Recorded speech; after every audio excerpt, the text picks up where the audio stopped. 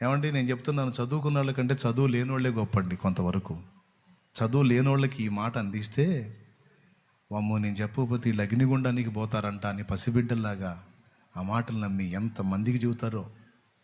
చదువు లేనోళ్ళు ఏమండి, చదువుకున్నోళ్ళు దిక్కుమాలిన లాజిక్లన్నీ పెట్టుకొని దేవుడు ఎందుకు పంపిస్తాడులే అంత తేలిగ్గా, మన సువార్త చెప్పకపోయినా ఆత్మలు అగ్నిగుండానికి ఏం పోవు, దేవుడు న్యాయవంతుడు, వాళ్ళని ఏం పోనీయడని దిక్కుమాలిన లాజిక్లన్నీ దేవుడు ఆడుకొని చెప్పరు.